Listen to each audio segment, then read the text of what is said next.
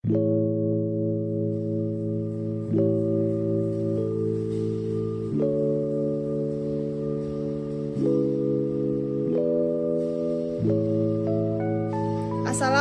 warahmatullahi wabarakatuh.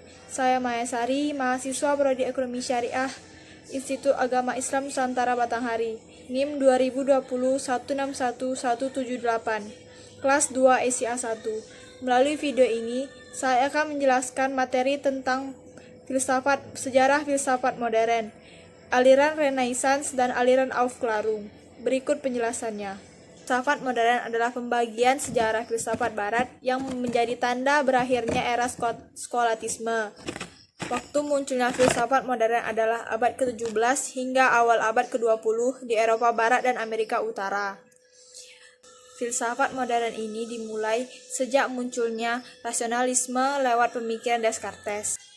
Pada masa modern terjadi perkembangan yang pesat pada bidang ekonomi.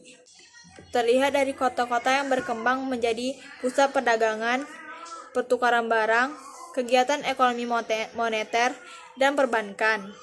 Dari sudut pandang rasio ekonomi menjelaskan bahwa individu berhadapan dengan tuntutan baru dan praktis yang harus dijawab berdasarkan kemampuan akal budi yang mereka miliki.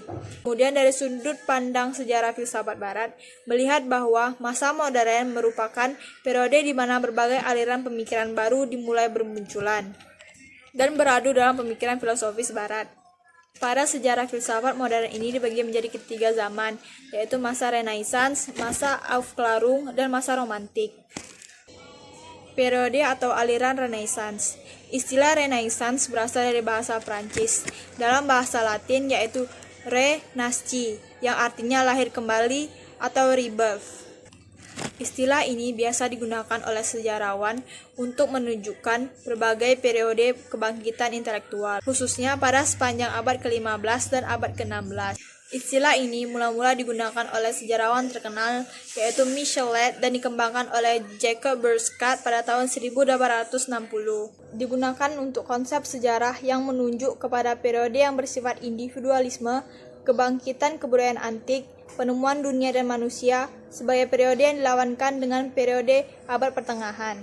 Terdapat beberapa ciri utama aliran Renaissance yaitu humanisme, individualisme, lepas dari agama atau tidak mau diatur oleh agama, empirisme, dan rasionalisme.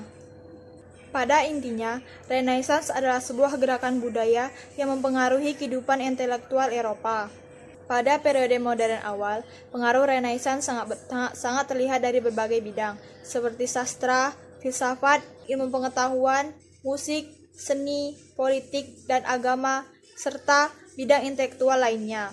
Selanjutnya yaitu periode aliran Aufklärung. Istilah Aufklärung berasal dari bahasa Jerman yang artinya pencerahan. Di periode aliran Aufklärung ini, manusia optimis dengan kemampuan yang dapat menciptakan kemajuan yang dapat memberikan cahaya baru. Salah satunya kemajuan dalam bidang ilmu pengetahuan. Gerakan atau aliran Aufklärung ini melanda hampir seluruh Eropa, terutama di kawasan Inggris, Prancis, dan Jerman. Terjadinya gerakan Aufklärung ini disebabkan oleh beberapa hal, yaitu perdebatan antara pihak gereja yang menggunakan iman dan negarawan yang mementingkan akal, serta pemaksaan yang dilakukan oleh pihak gereja kepada masyarakat untuk memaksakan doktrin dan melupakan kebudayaan Yunani dan Romawi kuno. Terdapat beberapa tokoh di berbagai negara yang terlibat dalam gerakan ini, yaitu tokoh dari Inggris, John Locke sebagai bapak liberalisme, dan Francis Bacon. Selanjutnya yaitu tokoh-tokoh dari Prancis yaitu Jean-Jacques Rousseau dan Voltaire. Dampak dari terjadinya Aufklärung sangat besar. Salah satunya di Prancis terjadi revolusi yang bersejarah karena pemerintah yang tidak bisa menyikapi perkembangan zaman dan ide-ide Aufklärung itu sendiri, di mana paham-paham baru tumbuh subur dengan semakin bebasnya masyarakat berpikir secara rasionalisme, empirisme, kantianisme, idealisme, dan positisme. Gerakan Aufklärung juga berdampak pada penyebaran ilmu pengetahuan yang semakin luas. Sebagai negara jajahan Eropa, Indonesia juga merasakan dampaknya. Dan hal tersebut terlihat dari penerapan politik etis oleh pemerintah kolonial Belanda. Demikian yang dapat saya sampaikan. Saya akhiri. Wassalamualaikum warahmatullahi wabarakatuh.